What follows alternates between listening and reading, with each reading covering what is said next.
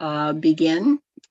I pledge allegiance to to the flag of the United States of America and to the republic for which it stands, one nation, under God, indivisible, for liberty and justice for all. Okay, could we go ahead with roll call, please? Sorry. Okay. Chair Adriana von der Graaf. Present. Vice Chair Bobby Williams. Here. Maggie Bird. Here. Steve Weiss. Here. Steve Tannehill. Here. James Flickinger. Okay, no, Mr. Flickinger is absent. And for the record, Robert Trimborn and Annette Metz are both excused. You do have a quorum. Thank you. Okay, a quick agenda review. Everybody is seeing the agendas and familiar with the agenda. Any questions or comments about the agenda?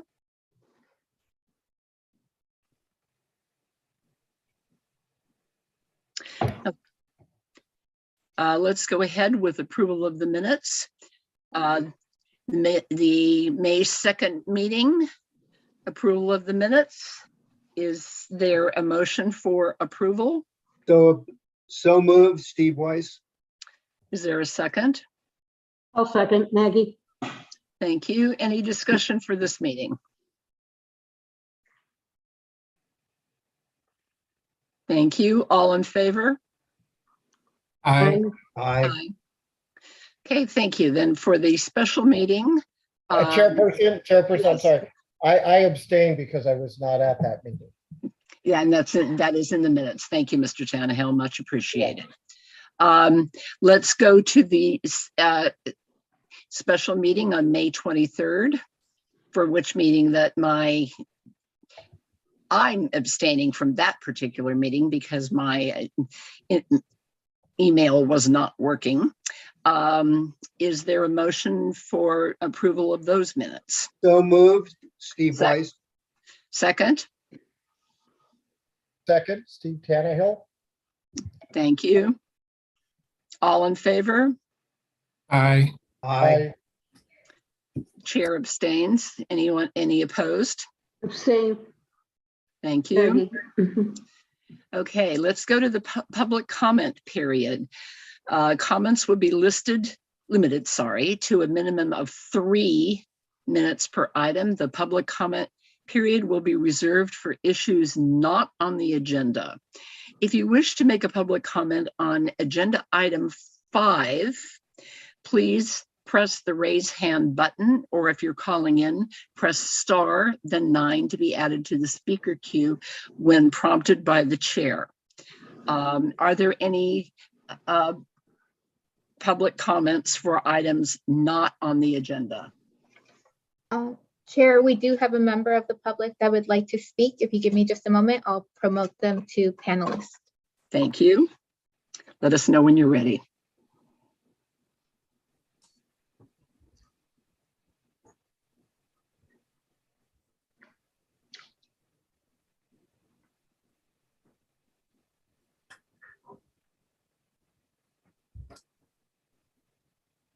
Mr. Di Benedetto, you can go ahead and start.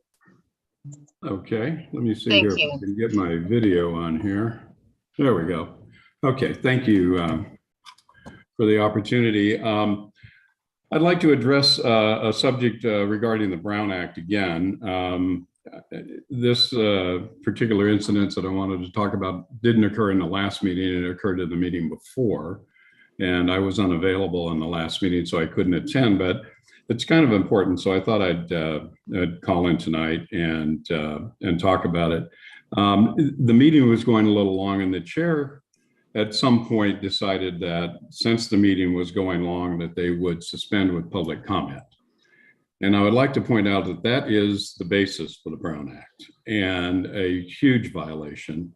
Also in the bylaws of your commission, under Article 5 purpose and paragraph 4, It says, "It shall be the purpose of the commission to act in an unbiased manner, representing the people of Ventura County, the users of airports, and all of those directly concerned with aviation and airport activities." You can't possibly do that job if you cut off any public comment on an agenda item, a non-agendized item. That's why it exists. So it's been a lot of issues before with the Brown Act and this particular commission. I can only encourage you to follow the Brown Act and also Robert's Rules of Order. And that's all I have to say about that. I do have a comment also regarding the reporting accuracy of the complaints from the neighborhood, particularly in Oxnard Shores. Now, I know that Mr. Freitas has a report to give later, but I don't know if there's going to be public comment during that agenda item. So if there is, I'll hold that comment until we get there. If there isn't, I'll make that comment now. I would think it is appropriate to make that comment now. Okay. Looked at the reporting items on the agenda for tonight, and there are a total of 77 complaints filed, 7 by phone and 70 by, I guess, online. And my issue is that I, for a fact, have a friend that has been doing this for a while, and he called 30 times in April. And I have another neighbor up the street who was in Hawaii the last 2 weeks of April, but was here the first 2 weeks, and he made 60 individual online complaints regarding 60 individual aircraft. So there's got to be a problem here on how these are being counted and reported. Potentially there's a filter, or some complaints aren't being counted, but we need to clean this up. Thank you.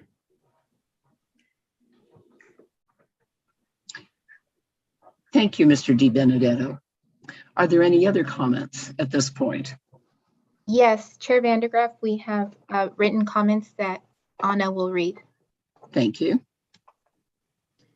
The first comment is from Susan Tatum of Oxnard Shores. It reads, "Airport traffic sent over and around our Oxnard Shores home continues to be a nuisance and a danger to us. It has reached the point where it often feels like we are being targeted, and an increasing number of neighbors have experienced their complaints being met with the answer, quote, 'You're in the flight pattern,' unquote.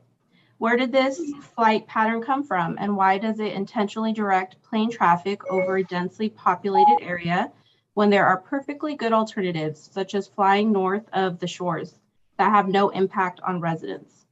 To any elected officials who may be listening to this, I and my fellow Oxnard Shores residents are frustrated and tired of the loud, obnoxious, and dangerous encroachment that continues to be allowed to occur, even encouraged.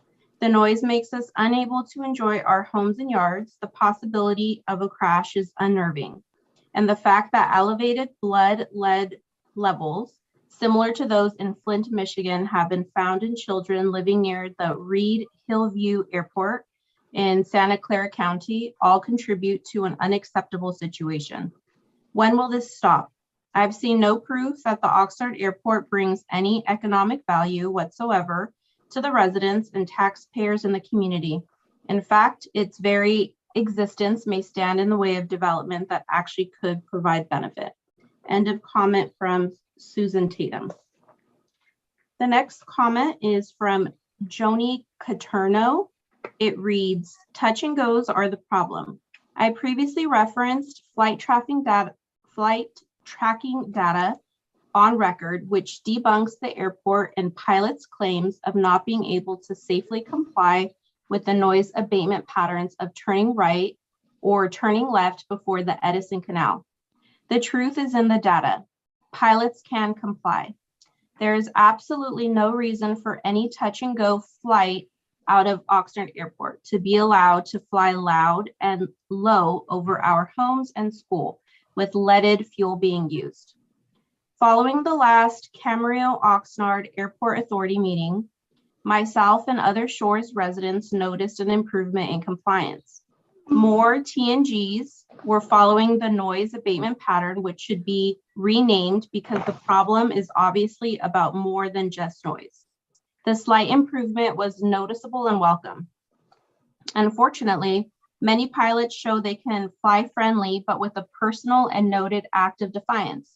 During this last tracking period, there are numerous flights that complete their touch and go loops within the protocol, but then fly a self-revealing final loop out of bounds and directly over residence. One can fly 12 laps in bounds, but one single out of bounds loop negates the compliance. Thank you to these self-revealing pilots for proving that flying friendly is a choice. Since all pilots are not making responsible TNG choices consistently, the airport and our elected officials need to mandate choices for them. All touch and goes should be regulated or not allowed in Oxnard. Thank you. End of comment from Joni Coturno. The last written comment is from Randy Metz. It reads, Sirs, number 1, the table on page 38 of the full packet reports that there were 77 noise complaints submitted for the Oxnard Airport in April of 2022. If you analyze this number, it totals almost 1,000 noise complaints per year.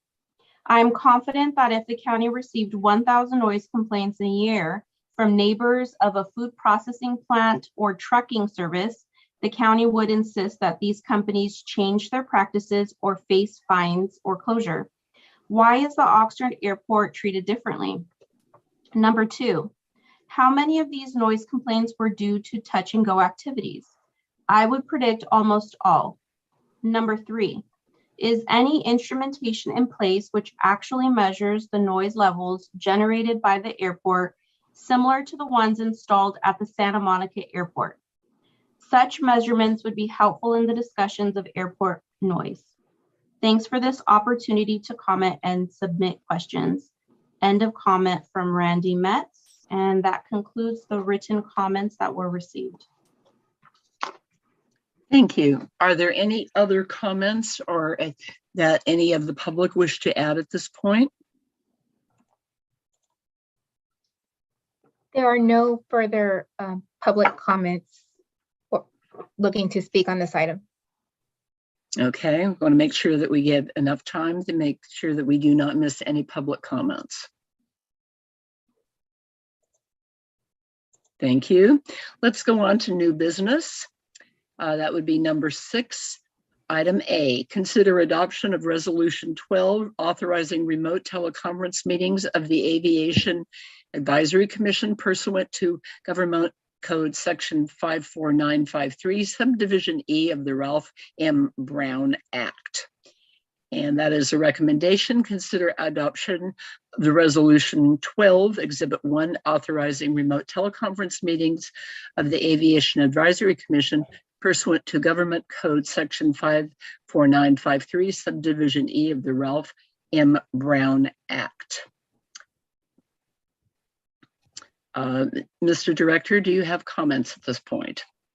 The only comment I'd like to add, which I did talk about at the special meeting we had, is that after talking with County Council, the language still reads 30 days, but we've added or the next scheduled meeting so that we will no longer need to have these special meetings if we go a little longer than 30 days from the next meeting. So just wanted to report that and say that one more time. I think everybody's going to be happy with that change agreed to by County Council. And that's it. Oh, thank you. And so at this point, we should consider a motion for approval. I'll make a motion to approve. Steve Tannehill. Thank you. Mr. Tannehill, is there a second? I'll second, Maggie. Okay. All those in favor, and could we have a roll call vote, please? Yes, Chair Von der Graaf, Aye. Vice Chair Williams, Aye. Maggie Bird, Yes. Steve Weiss, Steve? Mr. Weiss, Aye. Steve Tannehill, Yes. That motion passes unanimously. Lovely. Okay, let's move on to item B. Approval of an authorization for the Director of Airports or Designee to sign the Second Amendment to lease with Channel Islands Aviation Incorporated and the Third Amendment to lease with Aviation Partners Limited Liability Corporation for premises at 305 and 265 Fairley Avenue, Camarillo, California, to add a leasehold mortgage provision. Mr. Director? Yes, I will kick that. I believe we have our lease manager, Madeline, on the line. Madeline, you want to take that? Sure. Good evening, Commissioners. I wanted to present this item, which is basically the same language to be added to two different leases, but they are related. Leo, would you mind pulling up slide number 10? Yeah. I've starred on the site plan here, the location of the Channel Islands Aviation lease, and in red, the Aviation Partners lease. They are related companies. One is wholly owned by the other, and they are looking to do improvements to their properties. And in order for their lender to work with that, they've asked us to add a mortgage provision to both leases. The mortgage provisions allows for subordination to the lender by the county. And we've done a similar thing for Sun Air Aviation and RKR Inc. When they were in the process of their construction financing. So this is language that will be added to both leases. One is a Second Amendment and the other is a Third Amendment. Thank you. Before we ask for a motion, is there any public comment for item 6B?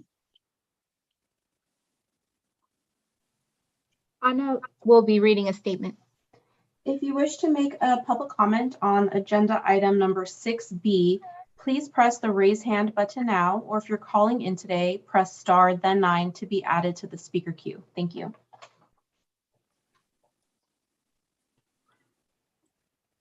At this time, Chair, there aren't any members of the public with their hands raised. Okay, is there a motion for approval of item 6B? Steve Weiss, so moved. Maggie, second. Thank you. Can we have a roll call vote, please? Absolutely. Should we have this, a call for discussion at some point? We certainly can. Would you like to have that discussion now? Yeah, I think that's supposed to happen after the. Sure, we can do that. That's fine. So Madeline, thank you for this. So when you subordinate to the mortgage, are these long-term mortgages or are they short-term construction financing? And do they release it back to us when the loan is paid off? So if you read the language, it's got to be either a permanent or construction loan. And then the typically all the details of who does notice to whom and when, and all the pertinent details of the loan and noticing is handled in the loan documents themselves. And the county is given the right to review those loan documents and make changes. In section 3, actually page 2 of the document, line 24 of the Third Amendment. So those details are generally handled through the documents themselves. Okay. Yeah, that's at a future date. So those are all reviewed, of course, by our county council. Okay, that's great. Thank you very much. Sure. Are there any other questions or comments from the committee, please?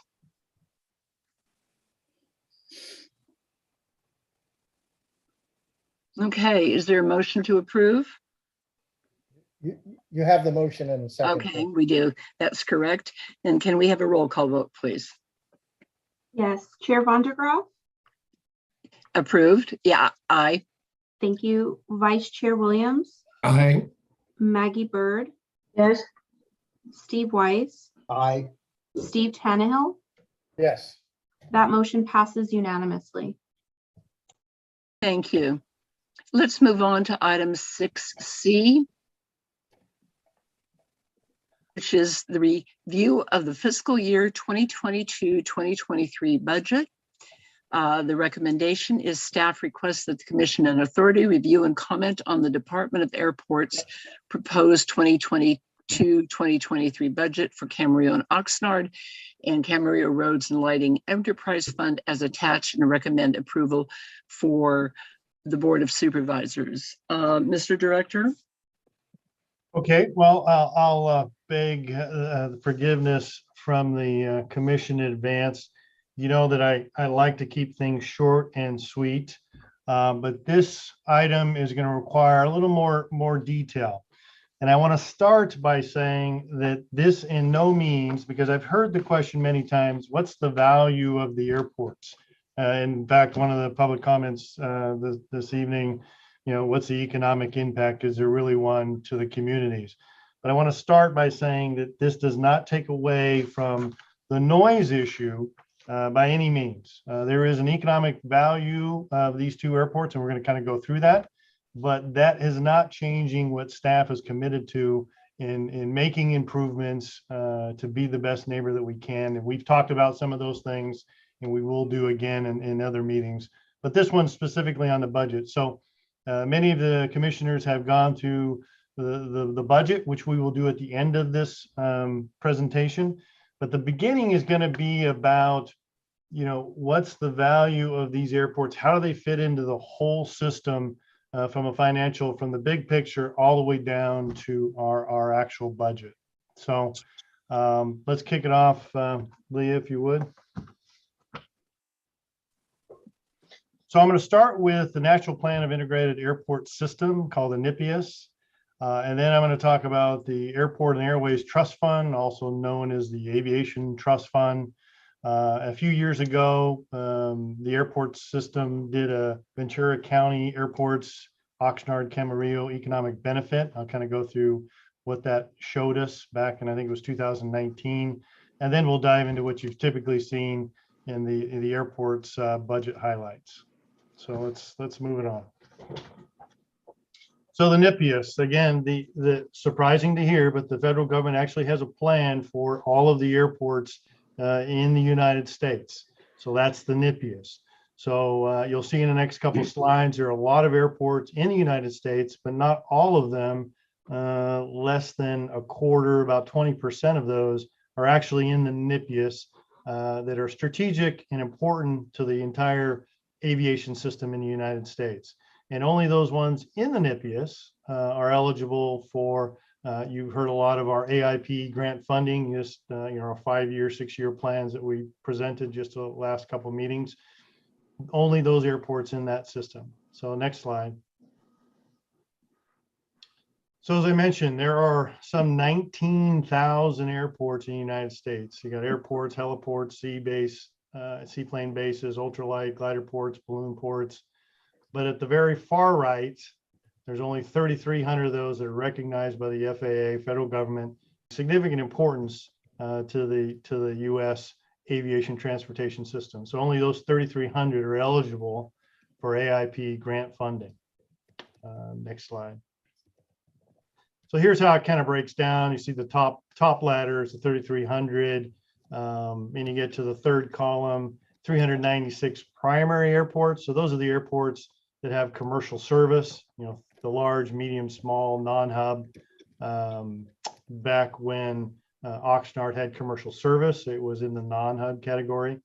And then the bottom, the 2908 non-primary, those are your general aviation airports, reliever airports, national. They have various rankings, national, which Camarillo is, and then regional airports, which Oxnard is.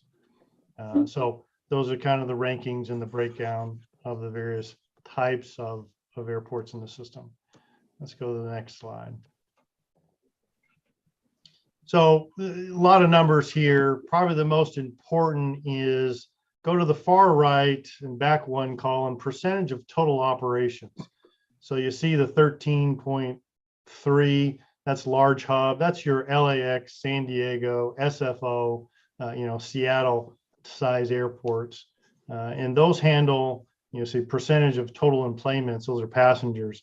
Those 30 airports in the United States handle 71% of all passengers moved in the United States. That's a pretty significant number. But then I want you to go down to the middle row, the primary subtotal, the national regional airports. Again, go to the far right, move back to the third column or the second column, percentage of total operations. You know, our two airports are part of the 1/3 airports that handle the 1/3 of all traffic in the United States. So the GA airports are significant in handling just the traffic. And I'll get to that in a minute, how that's important. Let's go to the next slide. So here's all the nippiest airports, the 3,300 spread out through the United States, a lot of dots. Again, the colors have to do with what type of airport they are. Let's go to the next slide, and it gets a blow up into our area. So what's significant is you look at, to the middle right, to the middle left, you see CMA and Oxnard airports. We're between basically Burbank, LAX, and Santa Barbara is the other red star there to the far left. And then you've got the blue, which are those reliever airports. So that's really how it all works out, and why Oxnard and Camarillo are important in the national system. And here's the analogy I use on a regular basis. You've all been on airline flights, and you know that at times it can be congested. You fly during the holidays, it's very congested.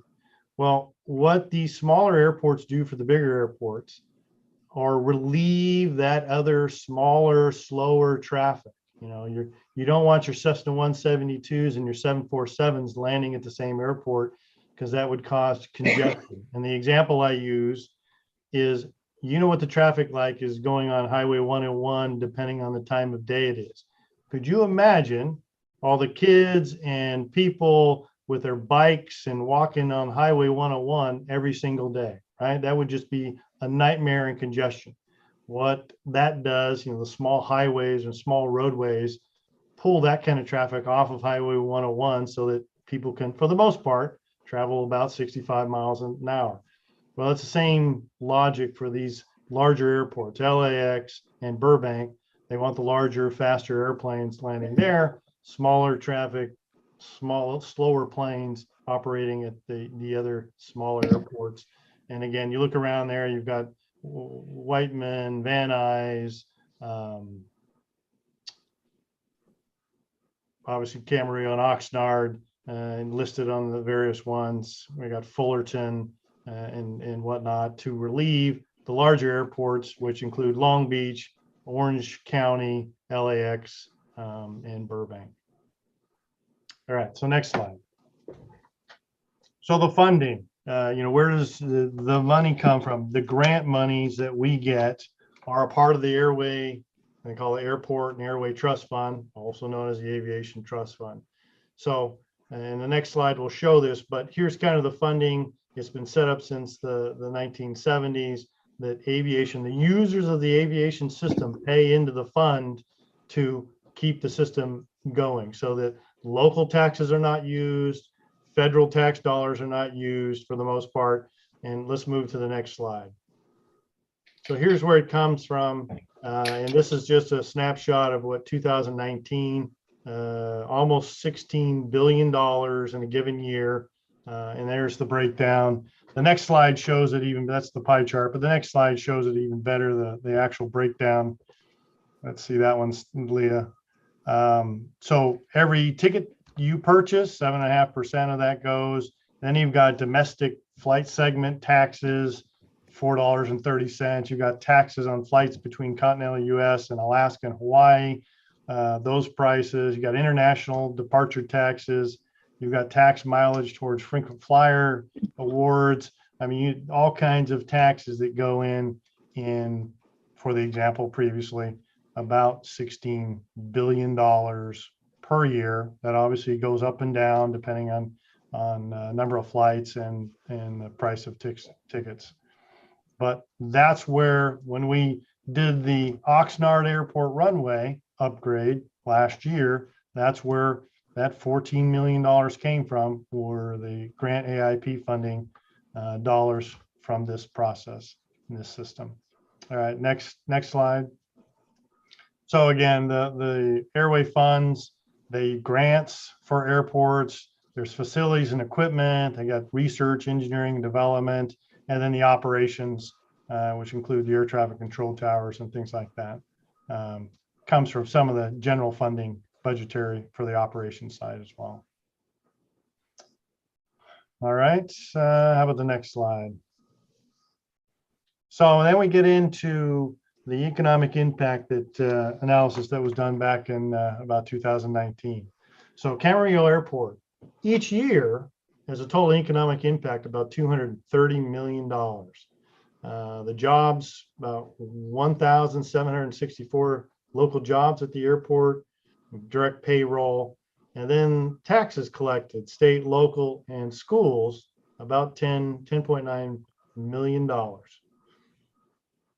One of the important things in that number that most people don't know, that every aircraft that is based here, and we've got approaching 450 at Camarillo, the value of that property, that airplane, is taxed somewhere between 1 and 1.25% each year. That goes into the $10 million in taxes. You got property taxes, possessory interest tax, sales tax, all that goes into that. But those are revenues that come back again, state, county, cities, and schools in the area. And as I mentioned, about 60 businesses located at Camarillo Airport. And then move on to the next slide. So here's just kind of hard to see, but here's a listing of the aeronautical, government, and non-aeronautical businesses at Camarillo. Important to note, Camarillo has a significant business park, as you see by the non-aeronautical businesses that we have based here. That revenue, and Jamal will go into more detail, but in the neighborhood of about $2.4 million in revenue for the airport system that we collect out of the business park. Next slide, Leah, please. So then we get to Oxnard. It's a smaller airport by acreage, about a third of the size in acreage, does not have a business park, but still has significant economic impact, about $50 million a year back to the economic engine of the local cities and county. About 310 jobs, 19 million in payroll, about 2.2 million in state, local, school taxes back to those entities, and about 15 based businesses at this point. And here's a listing of those businesses, a couple of government entities, obviously, and then aeronautical businesses and non-aeronautical businesses as well. So here's just kind of a summary of what you saw on the previous slide. And again, it's important to note, again, the airport system, Oxnard, Camarillo, self-sufficient, do not collect any local tax dollars, and the tax dollars we get for grants come from the users of the larger airports to fund the system. And in turn, we do this back to the local economy, these two airports. All right. And that's enough of me talking, and I will now kick it to Jamal, if you would mind going through. Jamal and Aaron will touch on some of the grant items. Good evening, commissioners. This first slide is a summary of the actual operations through this fiscal year, through the third quarter for the month ending March. So for the 9 months ending March 31. When you look at the table here, it shows you both airports. Oxnard Airport had a net operating loss of $195,200 before depreciation, and Camarillo is $2,563,000 before depreciation, giving them both a net total of $2,368,500. That's the net operating gain before depreciation combined for both airports. So we are in good shape so far. Next slide, please. And this is a budget summary for FY 22-23. It's a summary comparison of the proposed budget for FY 22-23. It compares against FY 21-22. And so if you look at FY 22-23, we have a net operating gain before depreciation of $621,473. That compares to 928,531. And we'll go over a little bit later about some of the big, and I think Keith has talked about these in past meetings about the new positions that are going to be added. Next slide. This slide is in pie chart format. It references by source the type of revenue for both airports combined. So what I'm going to do, right, there's some abbreviations on here. So for the newer members, those abbreviations will kind of be described as follows. So for GA fees, what are GA fees? 5% there combined. That's fuel flowage on landing fees and our transient income from our transient landings. Non-aviation, all that is the business park lease. So the combination of our private tenants and our county tenants. ASP, in other words, FBOs, such as Air 7, CIA, Hvac, Sun Air, and Golden West. Those are the big operators that are in that 1,393,000. Miscellaneous aviation, 123,677. That includes income from tenants such as CAF, Orbic Helicopter, Kasamba, and APL. So those will be the ones that will go in that category. So the next category we have is terminal, and that's all auto rental, parking at the airport. Could you, And, Jamal, could you back up on your chart here for miscellaneous aviation at 14%? There's something wrong there. How can it only be 123.6? it looks like there's a typo there. We'll take a look at that and fix it. Thank you. And then terminal, as I mentioned, is auto rental, and then hangars and tie downs. That's pretty self-explanatory. Next slide. And so this gives you a breakdown by airport. As you see, the non-aviation is 42% of the airport's revenues because of the business park, and as a result, the other segments are more narrow percentages. Next slide, please. Oxnard Airport revenues by source. If you look again on non-aviation in Oxnard's pie chart is only 18% because of the smaller business part there. ASP, you notice it jumped up to 26%, and that's because the relative value of the FBOs versus the business park revenue. And then at the terminal number is where all the what I mentioned before with the auto rental and the parking is all at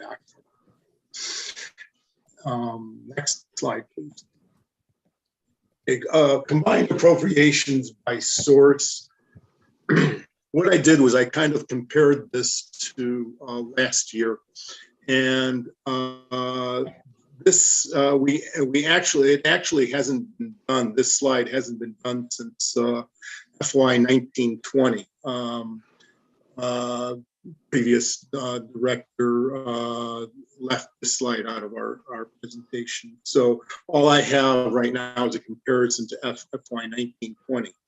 So on this chart, for the combined appropriations, our salaries and benefits of 42% as a total of appropriations is 42%. When we compare that to the last time this chart was done for FY 1920, it was 46%.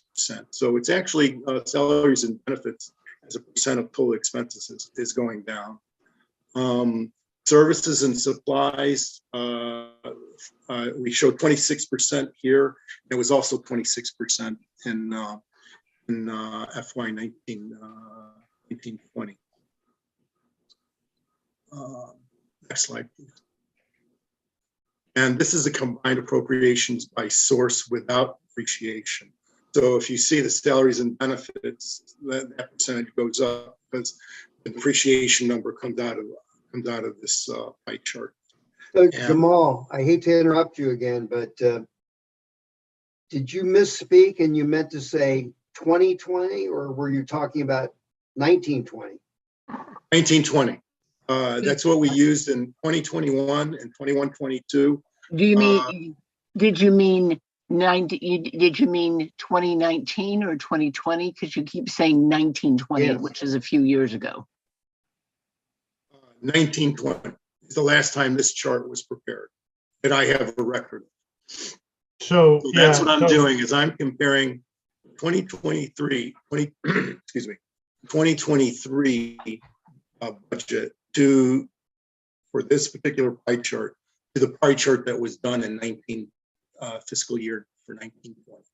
So what he means is, just for clarity, in 2019, 2020. fiscal Yeah, year. that's what I thought. Okay. Oh, did I say 1919? Well, Yes. all I heard was Really? 1920. So they thought we were Okay. 100 years behind. Yeah, that is. Oh, okay. I don't think there was an airport in 1920. Uh, Not sure. Thanks for catching that, everybody. Next slide, please. And I'm going to turn this over to Aaron for the capital improvement part of the presentation. Thank you, Jamal. Good evening, Commissioners, Chair Van de Graaf. I'll run through the capital project slides for Camarillo and Oxnard airports, and starting with Camarillo Airport for fiscal year 22-23. We have projects designated by grant and non-grant. We currently have 2 projects under the anticipating grant funding. The first one at Camarillo is for a Part 150 noise compatibility study. And the next project that we are seeking grant assistance involves some of the environmental preliminary engineering for the future 2025 Camarillo runway and taxiway reconstruction. Grant projects at Camarillo for this fiscal year are going to have a total cost of just a little bit over $1 million. And we are anticipating that the net cost to the airport with grant assistance will be just about $56,000. For the non-grant funded capital projects, these are projects that are not FAA eligible and often are maintenance and repair items. We actually have a list. I'll run through it very quickly and I'll be happy to answer any questions. We have some HVAC replacements scheduled for the building located at 555 Airport Way. We have some airfield striping on taxiway Foxtrot, some perimeter and fence repairs and rehabilitations at Camarillo Airport, some asphalt and pavement repairs in the business park in one of the parking lots. We also are due to update some of our facility surveys, and these include roof, HVAC, and pavement surveys. You'll see this same item when we talk about Oxnard as well. We use these facility surveys help us in our future capital improvement plan programming. We utilize them for our, for our federal CIPs and also for our local. We also are looking to extend or connect additional fiber optic cable to the airport campus. And within the last couple of years, the airport was able to receive the former federal building that was occupied by what was formerly known as ICE. And we will be, that now is under county ownership, and we will be, we've slated some money to do an environmental review for demolition of the building that's there. It's a very small facility that doesn't have much use, but would allow us more room in the airport business park for development, including adjacent properties.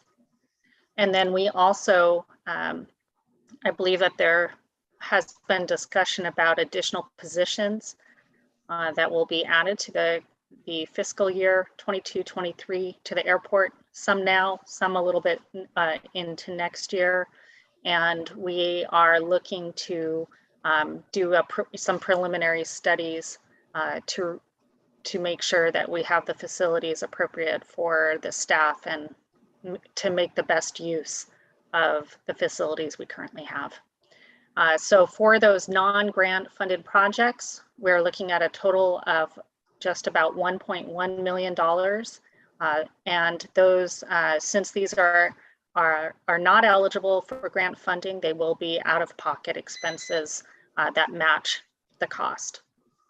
And that brings us down between, for Camarillo for grant and non-grant projects, a little bit over 2.1 million in capital projects, with approximately 96,000 anticipated in revenue, leaving us just about $1.2 million out of pocket for this work. Next slide. And for Oxnard, it's the same organization. We'll start with the grant funded projects. Our big project, as we continue making improvements, as you may recall, the FAA last year was only able to fund the runway portion of the runway and taxiway connectors project. We are now working to secure a grant for the taxiway connectors to be able to reconstruct them. Right now, we are hoping to be able to reconstruct all 5 taxiway connectors. However, current indications are that we'll only be able to, at this point, secure funds for 2 of those connectors that were bid as a base bid. So we'll update everyone as we get information, but that's where we stand. That's a big project at nearly $7 million. And then we also, just as at Camarillo, we are working with the FAA to try to secure a Part 150 noise compatibility study. So we're in the process now and hoping to have good news to share in the near future. And then also slated for fiscal year 2022-23 is the purchase of an Arf Truck. And this stands for essentially the firefighting vehicles that respond to aircraft incidents. Since as a Part 139 airport, we're obligated to have first response before we hand it over to the to the city fire department. This would actually likely be a later fiscal year 2023 grant, and we'll be working to get with the FAA to see what we can do to replace our aging equipment right now. And then getting to I'm sorry. So the total cost for grant funds is nearly 8.5 million, with a net cost to the airport of just under 500,000. And then moving on to the capital projects, non-grant funded projects.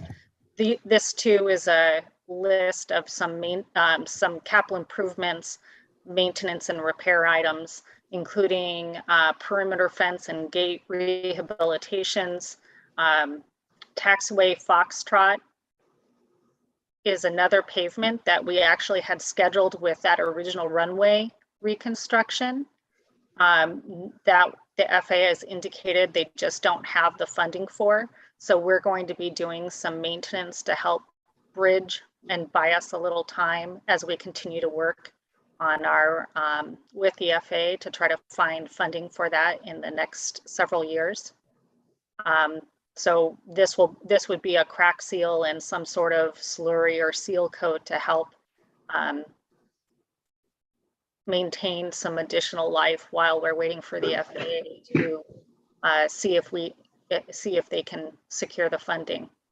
And then as over at Camarillo Airport, we also have, it's time for us to update some of our facility surveys, including roofs, HVAC, pavements. The amount's not quite as extensive that we have programmed at Oxnard as for Camarillo, and in large part, that's because at Camarillo, as it's been mentioned, we have a large business park and more facilities that require inclusion in the reports than at Oxnard Airport. And then another item, the last item for the non-grant funded projects includes an above ground fuel farm. So we currently at the Oxnard Airport have an underground fuel farm.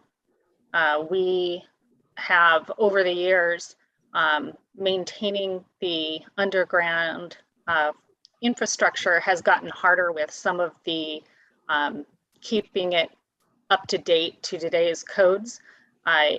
Underground facilities at the time that this one was built were what was the preferred method. And now it's above ground fuel facilities. And that is the direction that we are going to be moving towards. Our non-grant funded projects total 790,000, and all of that is anticipated at this point to be out of pocket. And that brings us for Oxnard Airport for our total capital projects to just over $9.2 million in total cost.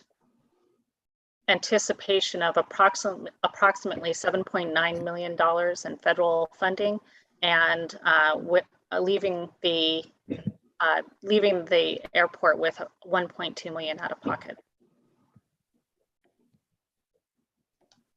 I think that brings me to the end of my capital improvement slides, but I'll say next slide just to make sure. It is. Thank you, Erin. So I'll finish. This is the last slide I asked to be in the presentation. This kind of just shows the projected cash flow for the Department of Airports, Airport Enterprise Fund. Continues to grow, obviously, as we pull from it.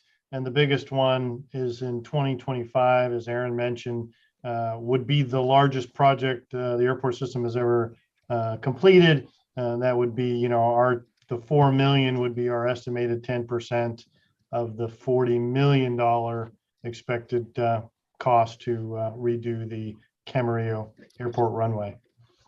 So that's kind of the end of the presentation. We're all available for any questions that the chair and or commission may have for us. Thank you. Thank you, Mr. Director. Are there any questions from the commission? Yes. Can we have clarification on that one slide that where it was like 14%, but it should be 1 million something instead of 123,000. That I commented on earlier. Right, terminal, 13%. I think that's right. That's what I'm seeing as well, Steve. No, that's not the one. It's Camarillo. Yeah, that's the one. Right there, yeah.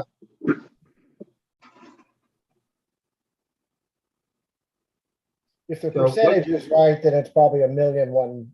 So a million- instead of us guessing, we will reevaluate that slide and get back to you, bring it back to you the next meeting. How about that? Okay. That would be good. I think there is a couple of other slides where the percentages don't add up correctly as well. All right, we'll go through those slides again and bring them back. Thank you, Mr. Tannehill. Thank you, Chairperson. So a lot of information. I do have comments and questions on a number of things. I do want to start off by thanking Jamal. I had some questions ahead of time, helped me understand the financials. He was very helpful with that. And I also want to mention that Director Freitas gave me a tour of Camarillo, which was very helpful for me in light of this. So here are my notes on what was said. I have nothing but respect for Director Freitas and Jamal, but we do have a fundamentally different viewpoint about depreciation. If we look at the financials that we were given to look at for both airports, the operating gain and loss is a loss of $1.2 million.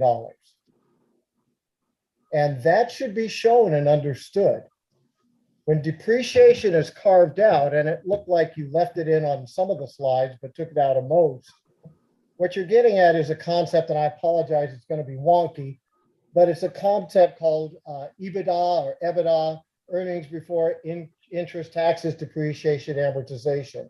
EBITDA is a valid financial measure, and we can have that number as part of our financials. But to not show what the true general GAAP number is that's in our financials, I think is not correct. So I'm just going to make that statement, and that if you look at it, including depreciation, we do not have a gain of $621,000, but in fact, we have a operating loss of $1.2 million. So I want to make that point. With respect to the economic study that Director Freitas referenced, I have read that study, and I do understand economic spillovers and positive economic effects, but two comments on the study. One is it failed to look at the negative economic spillovers, which are just as real as positive. The fact is, we've talked about noise a lot, but we've had some crashes. We have PFAS pollution, lead pollution has come up. So a proper study should incorporate both. And I look forward to a new economic study that looks at not only the positive economic spillovers, but the negative economic spillovers, because those are equally real. And within that context, I have to note that of the 15 businesses operating at Oxnard, only half of them need to be at Oxnard. And I think are correct and appropriate. And I want to call out in particular CAU and Aspen Helicopters. These are great local businesses. They need to be at the airport. They create economic activity for the airport. I think they're wonderful. But Hertz Rent-A-Car does not have to be there. So to say that a benefit of the airport is that it houses Hertz Rent-A-Car, I think is not correct. I think the study should look at that which is unique to the airport. Because, right, if it wasn't an airport, if it was a business park, presumably Hertz could be there as well. A couple other things. Director Freitas, I think you correctly showed that the trust fund uses federal excise taxes, but you did make the comment that it does not use federal taxes. And I think what you were trying to get at is it doesn't use federal income taxes. And that's, yeah, fair enough. But the fact of the matter is this fund is federal tax money. Yes, it's paid by people who use, who buy tickets and do other things related to the airport, but you're paying taxes when you buy the tickets. And so when we use the trust fund, these grants, we are using federal tax money to operate our airport. And I just think we need to not gloss over that fact. Yes, it's not local. Yes, it's not airport enterprise fund, but it is federal tax money. Let's see, I want to comment. I'm pleased to see the AEF funds used to keep our airports in good condition. That's great. Oxnard in particular has some deferred maintenance. There's a building just west of CAU, just east of the Oxnard Airport and Jet Center that is in sad shape. It's got graffiti, it's got weeds growing up in the pavement, it's got exposed beams. So I'm pleased to see money being spent to fix things up. And then the final thing I want to talk about is this Arf Truck.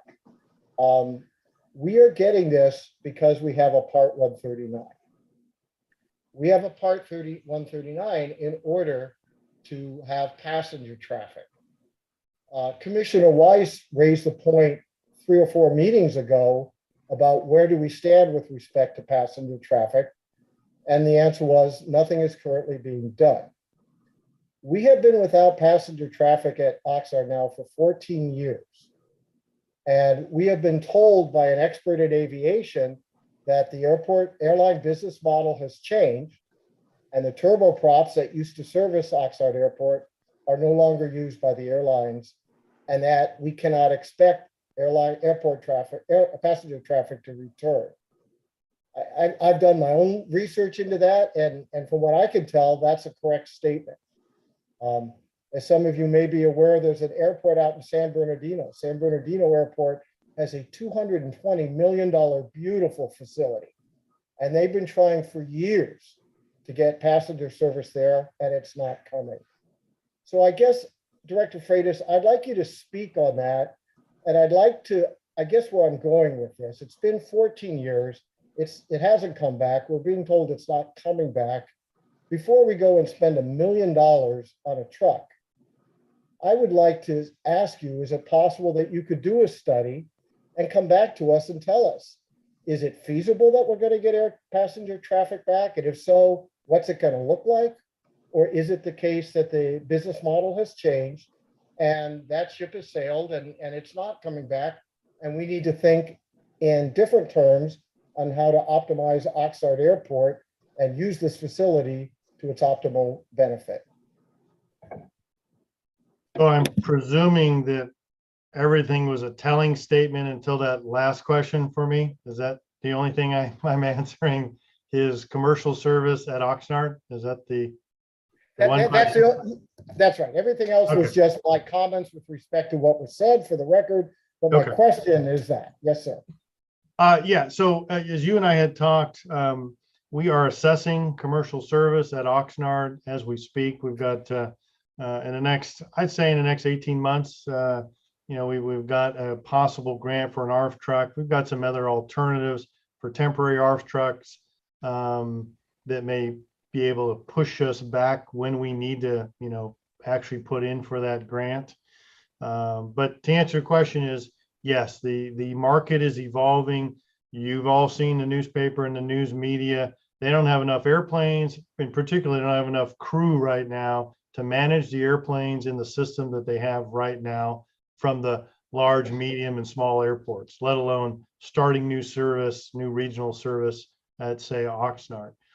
But what, as I've mentioned before, is it is evolving, and may it be electric vertical and takeoff, eVTOL type of equipment, and would that type of service still require ARF services? We don't know yet. So we're assessing that, and that's a fair question for us to look at. We agree. We don't want to just spend money to spend money. If it's not needed, we won't ask for it, and we'll look to do something different. So it will be assessed as we go through, I'd say, the next 18 to 24 months. What's the future look for us in that market in particular. And are you able to postpone purchasing this ARF truck until that work is completed? Yes, I mean, it's on us to do that to a certain extent. As I mentioned, our cert inspector will require we have a piece of reliable equipment. So I'm hoping to get a stopgap, and we've got some larger airports that are looking to retire some equipment that for us would be very nice condition and buy us probably at least 5 years and not cost us anything or not cost us much. So that's our priority right now. So yes. Thank you, Director Freitas. Thank you, Mr. Tannehill. Are there any other comments from the commission about the report?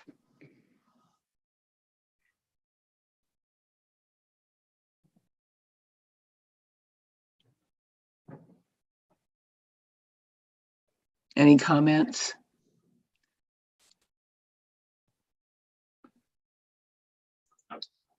Chair, Anna will read the announcement for public comment. Thank you. If you wish to make a public comment on agenda item number 6C, please press the raise hand button now, or if you're calling in today, press star then 9 to be added to the speaker queue. Thank you.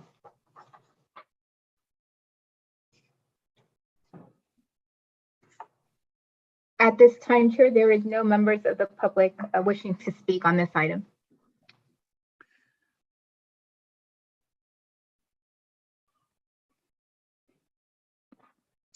Okay. Any other comments from the commission? But I think before we take action on this item, I think staff needs to get back to us on the, and clarify those parts of the presentation that were flawed, if you will. So I don't think we can make a motion to approve it this time. Or did I miss something? Mr. Tannehill, did you have further comments? No, I think Mr. Commissioner Weiss is talking about that pie chart, and I think Chairperson, you referenced other percentages that didn't add up. I think that's what that I assume that's what Commissioner Weiss is referring to. Yeah, there is another one where the percentages don't add up as well. Director Freitas, can this wait a month before it goes to the authority and to the Board of Supervisors? As there are flaws in the presentation. I don't know that the timing allows us, but I'll ask Jamal on the timing, and if those are the pie charts, which he pulled from other things, if the other numbers, again, those were just for display. Jamal, will the other numbers not change and it was just the pie charts you pulled? None of the other numbers will change. It's the pie chart.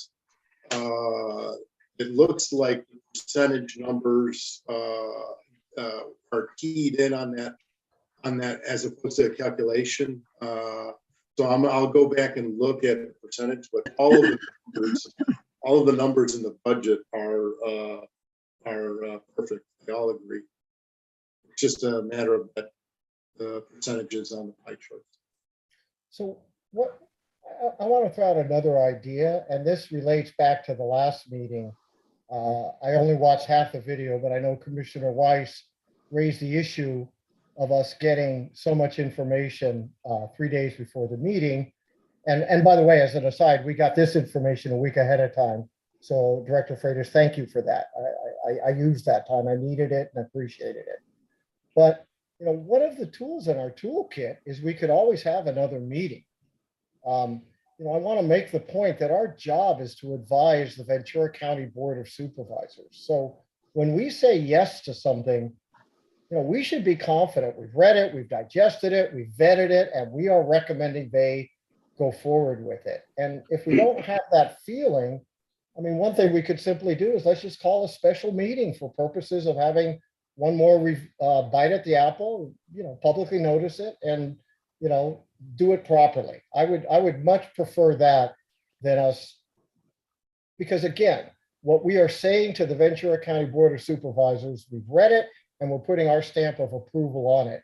And if we don't feel confident that we're ready to do that, let's pull back. Let's look at it again, and we can have a special meeting next week if we have to. I mean, none of us want to, especially staff. I know you don't want to. I'm not saying we should have more meetings, but I'm saying if that's what we have to do our job correctly, then let's do it. Other commission comments? Director Paredes, your comments, please.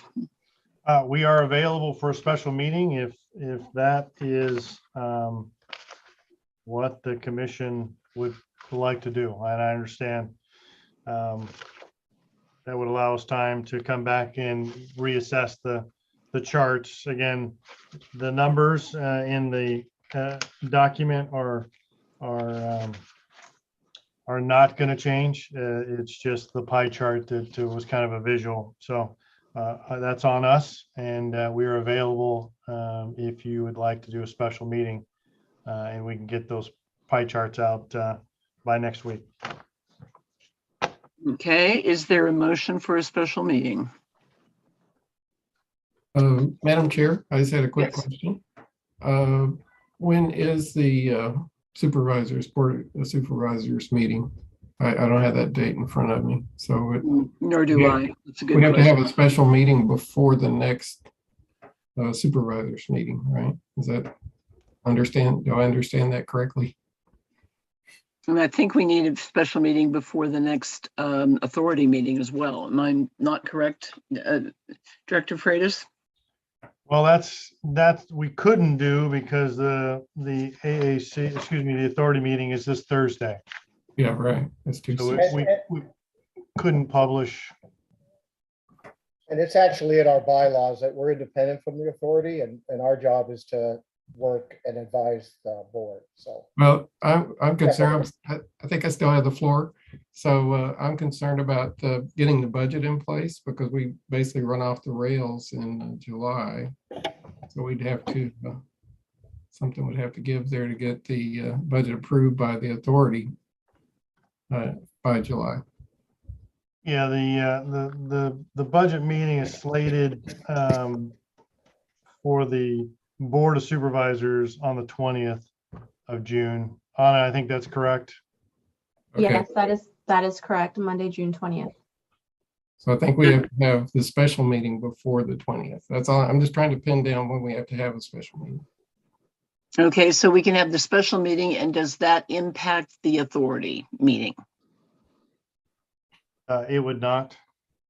Okay, then I think, is there a motion for a special meeting which is understood not to impact the authority meeting but will happen before the Board of Supervisors meeting? Is there a motion?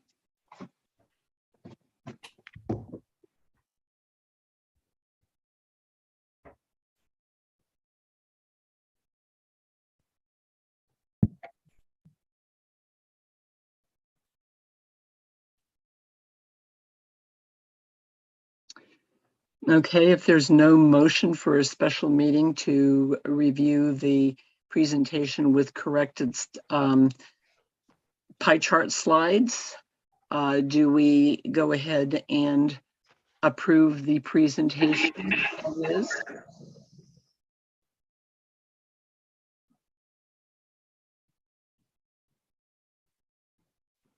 I'll make a motion to approve the budget presentation with the understanding that prior to spending $1 million for an Arf truck, staff will complete a review regarding the feasibility of passenger traffic returning to Oxnard Airport.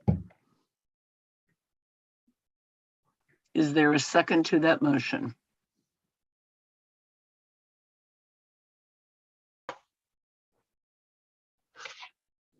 Okay, with no second to that motion does not move forward. Again, I ask, do we approve the proposed budget forward to the authority and to the department, to the Board of Supervisors? Is there a motion to approve? Yeah, I so move, Maggie. Okay. I'll Is there- second it. Maggie. Hmm? Bobby Williams. Yeah, I'll second it. Second. All those approved, we will go for a roll call vote, please. Chair Vondergraaf, Approved. Aye. thank you. Vice Chair Williams, Aye. Maggie Bird, Aye. Steve Weiss, Same. Steve Tannehill. Yes. That motion passes 4-0 with one abstention by Mr. Steve Weiss. Okay, thank you. Let's move on to director's report. All right, I'm going to take these out of order on my list. Lee, if you would pull up the slides. So I thought you've heard us talk in the last few months about the Cloud9 project moving forward. So I wanted to actually show everybody they're working on the foundation. And so we've got 4 pictures just to kind of share with everybody kind of the work on the four hangars at Camarillo Airport, Cloud9. Actually moving forward. So other items I have, Gary Jacobs officially resigned for the Airport Commission effective last Friday. And then he is with Supervisor Levere's District 1 office, and they will be working on a replacement. Jerry Abramson is being considered by District 4 Supervisor Huber for that vacancy and is expected to go before the board tomorrow at their board meeting for selection and appointment. I'm sorry, Director Freitas, I missed that. Say that again, please. A gentleman by the name of Jerry Abramson is being considered by District 4 for the Aviation Advisory Commission. And Thank that's you. Supervisor Hoover.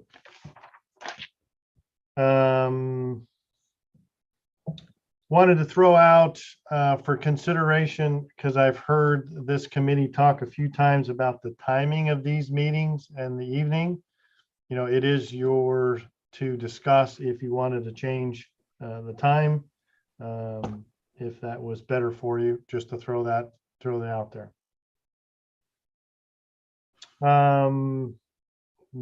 Just wanted to report that the hangar lease that you all approved for the private hangars was accepted by the Board of Supervisors during their May 24th meeting. A lot of praise for the work that has been done over the 7 years that includes this commission, listening to the stakeholders and helping it keep on track.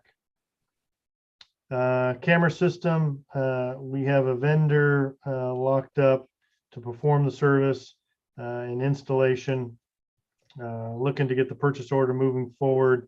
Again, installation, because of delays in supply chain and the actual equipment, we're looking at 3rd or 4th quarter to start the installation at both airports. Noise, as I mentioned, continues to be a priority for us. Our new public information officer for the airports is expected to be announced in June for interviews, and we would expect that the person is with us by July. New flight tracking system to be installed that'll help that person with us identify those folks that are not following our volunteer program and help educate them. That's looking to be installed the 3rd or 4th quarter of this year. And then the last, as Aaron mentioned, we have requested for both airports a Part 150 noise study. And we'll hear whether we got that funding, in the next few months is what we're expecting. Solicitation for the 5 and 7 acre sites out at Oxnard Airport. We did receive 4 letters of interest, and we're going through, because we had multiple letters of interest, we are now going through the next phase, which is requiring much more, I'll call it an RFQ, request for qualifications, request for proposals, more detailed information so that we can rank those individual proposals and move forward. I did want to mention the CIA lease Channel Island aircraft lease is also going through new ownership. They have a company called Sky 805 LLC that purchased the stock shares in that company. So we'll see some changes, expecting some changes with the facility. Still will maintain the business operations that they currently do and don't expect any changes from that, at least the customer side of it. I'm happy to report that the Waypoint Cafe is in discussions with us to extend their lease. And an issue that has come up over the last year is kind of relocating some of their dining space off of the viewport area that was being used during the pandemic. We're kind of negotiating with them to get back on their lease site and reopen up the viewport area for the public. We're in final discussions with a local car company to park some vehicles on the airport at Camarillo, basically storage and a nice revenue source for us to do that. Final details coming soon. And lastly, actually two items. Most importantly, the fire helicopter, Colson Edison, the big fire helicopter is going to be rebased here at Camarillo. Starting, I think it is starting this month, basically through the end of the year, just on call to protect Ventura County on standby.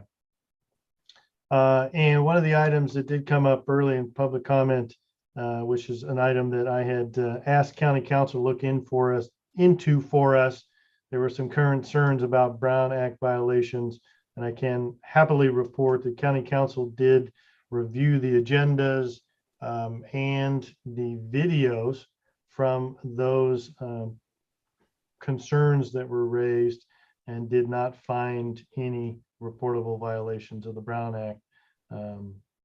It was their findings. So that's all I have to report, and I thank you. Thank you, Director. Reports.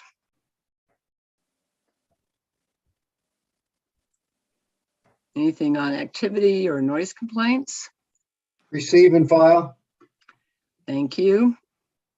Let's move on to correspondence. Any comments on correspondence? Receive and file. Thank you. Let's move on to commission comments. Any comments from commission members on matters deemed appropriate? Yes, Steve Weiss. So in our budget presentation tonight, I think this shows one of the shortcomings of handling the budget in the manner in which we did it this year, as opposed to years past where we had a budget workshop and we may have alleviated those problems. So I know hopefully by next year we're out of this whole COVID situation, but those budget workshops where we had both the authority members and the our commission members and members of the public, and we would hash out a lot of things, and it basically reduce the hurdles that were to be overcome, both at the Aviation Advisory Commission meeting and the authority meeting. So that's a thought.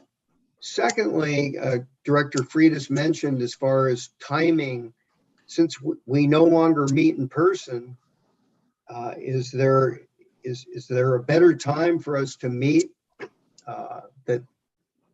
that works for the members of the commission? I know that here we talk about, okay, we meet at 7 o'clock. I think the authority, they've met at sometimes at 5. Sometimes I think their next meeting is at 6:30. The Board of Supervisors meets in the morning. I think that may be something that perhaps we put on next month's agenda to discuss, to see if we want to keep it where it's at, or we want to think outside of the box and maybe be more productive at a different time. Those are my only comments. Thank you. Thank you, Mr. Weiss. I'd like to ask other members of the commission if they have any particular thoughts as far as time for meeting, etc. And that can be part of a discussion if for this to be on the agenda for the next meeting. I would also agree this might be time to consider for the on the agenda with what would be a good time for the meeting.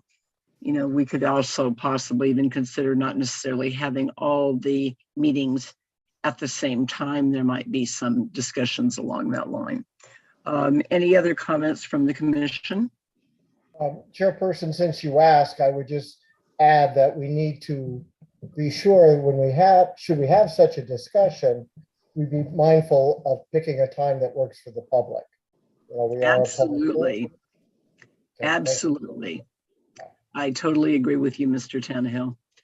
Thank you. I think having the meetings remotely does give a lot of the public more of an opportunity to participate. So we do have to discuss what will be the most practical for the public.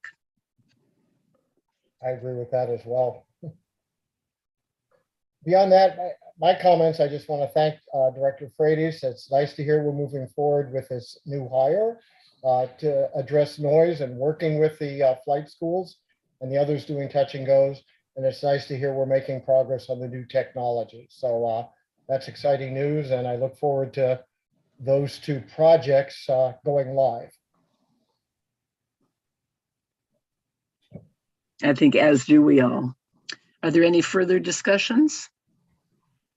Okay, I'll call for a motion to adjourn. Move to adjourn, Steve Weiss. Thank you. Second. I'll second, Steve Tannehill.